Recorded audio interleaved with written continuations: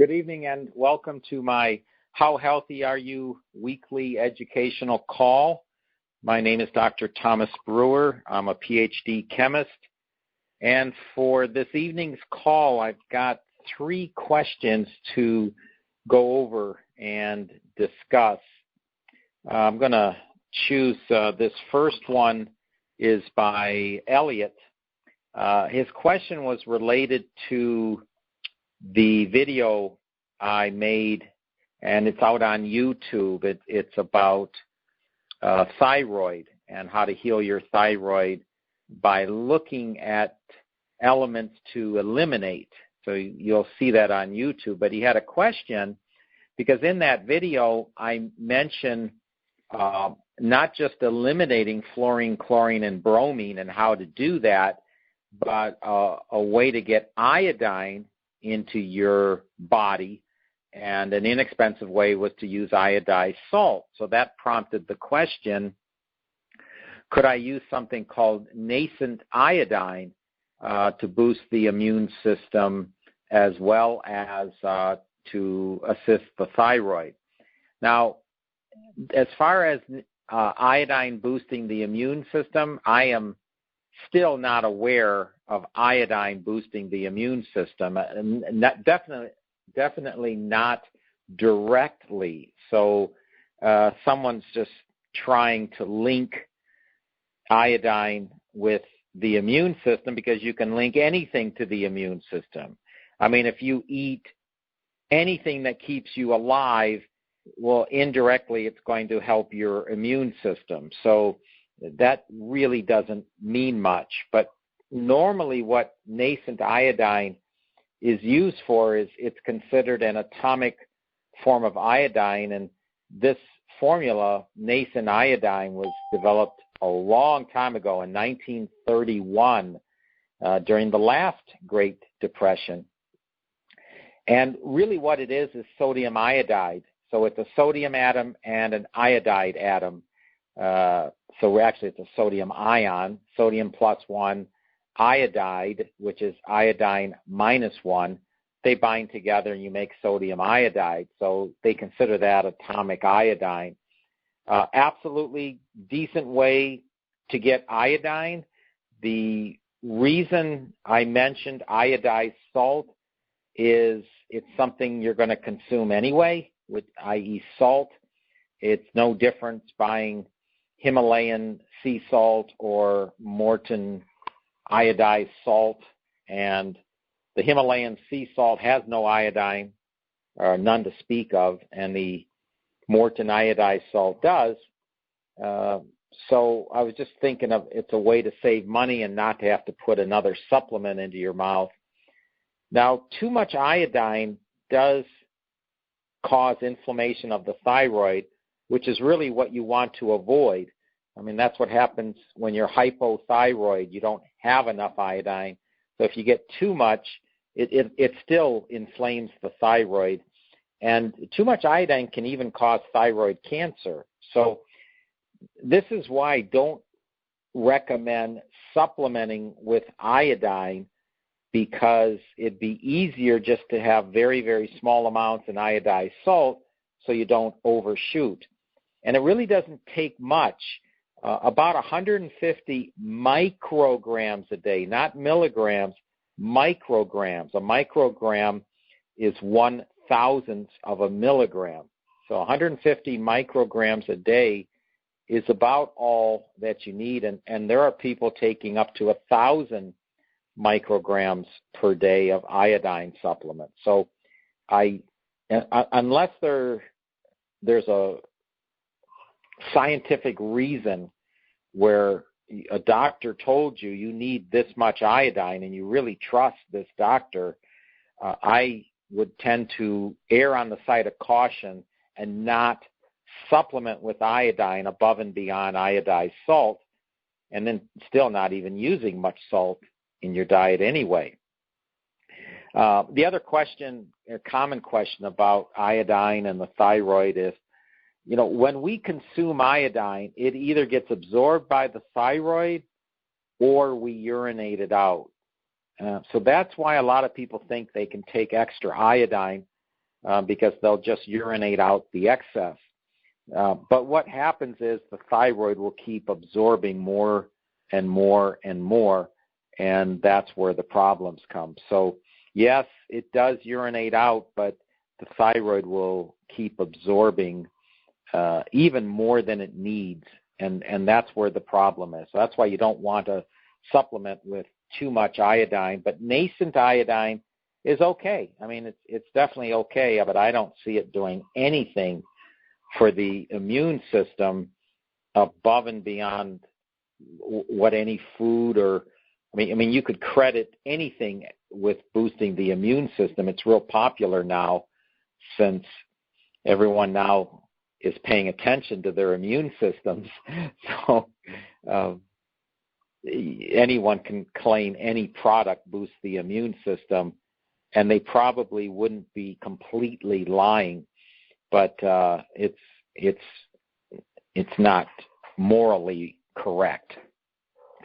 The next question was from Charlie, because I had talked about in the last newsletter, I had talked about the various oils that are bad, and I provided a list of those. And most of us know the good oils like olive oil and coconut oil and grapeseed oil and avocado oil. So these are the oils, if you're going to use oil, those are the ones to use, and always use them sparingly, because too much oil is a problem, even if it's a good oil. But you have to use oil at certain times, especially with food that sticks to pans.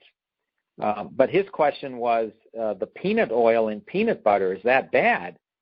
The answer is no, because that peanut oil comes directly from a peanut.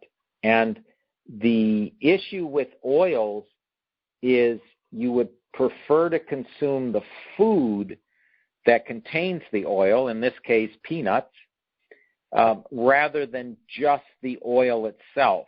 So when you buy peanut oil, there's no peanut there. And peanut oil is also processed, and so that's where peanut oil becomes a problem. But it's a really good question, because you'd think, well, it's the same thing. But peanut oil in pure peanut butter, that it has not been chemically processed. It's just crushed. So peanut oil in pure organic peanut butter, which Charlie had mentioned in his question, is fine and dandy. I mean, that's absolutely great. In fact, the nutritional value of peanut butter made by 100% peanuts is pretty similar to almond butter and cashew butter, which costs much more. If you're going to consume any of these, and they're all good, make sure it's 100%. So the ingredient just shows the various nut, nothing else, no sugar, no high fructose corn syrup, no thickeners, no additives. And that's what the food chemists tend to do. They put additives into otherwise healthy foods, turning a healthy food into something less than healthy. So peanut oil, as a result of just the separation in peanut butter, is fine. It is not processed. And then the other question was concerning lead poisoning, and I believe I had spoken about this a while ago, and the question was what foods to consume other than cilantro to absorb heavy metals. So this would be a natural way of consuming food that would act as a chelating agent. So chelating agents derived from the Greek chlo. So these are either molecules or foods that contain molecules that will like clamp onto these heavy metals like a crab would grab something with its claw, and that's so they use the term chelating agents. And if you look at these molecules, that's what they look like. They look like a claw. And cilantro, turns out, is not the only food that is really good at pulling heavy metals out of the body. And so the others are chlorella, which is normally known as green algae, tomatoes, and one that was really, really good is fresh garlic. And the dosage for the fresh garlic is about 2 cloves a day. I know it sounds like a lot, but if you have lead poisoning, you'd be motivated to get that lead out of the body. So there was a 2012 study, so 8 years ago, and 2 cloves of garlic was safer and even more effective than the chelating drugs. And people that have taken chelating drugs have always told me it's very painful, and they don't like taking these chelating drugs. And they'd ask me, is there a natural way? I've always recommended cilantro, but now I realize there's garlic, chlorella, and tomatoes also work. The reason they work is plants produce their own chelating agents. They're called phytochelatins. And these compounds chelate or bind heavy metals just like the drugs do, but they're even more efficient, safer. So why would you take the drugs? And this is really a natural tendency because the green algae and the cilantro and the tomatoes, they have this mechanism, this ability to make these phytochelatins, because this is a natural way they protect themselves from heavy metals in soil. So our soils are polluted, of course, and it just gets worse and worse every year. So plants have produced a mechanism to protect themselves, so they'll make these phytochelatins, and that will prevent these heavy metals from destroying the plant. Well, when this was realized, the 2012 study thought, well, what if people eat these vegetables, these foods, these plants that are known to protect themselves from heavy metals? Will they work if a human ingests them? And the answer is yes. They're quite good and quite effective. So, now you have more choices to pull heavy metals out of the body. And I know there's a lot of people out there with these issues. I've always mentioned cilantro, so now you've got some more choices with the chlorella, the tomatoes, and the garlic. So anyway, that's all I have for today's call, and I'll be doing another call next Monday. So until then, thanks for listening and stay healthy.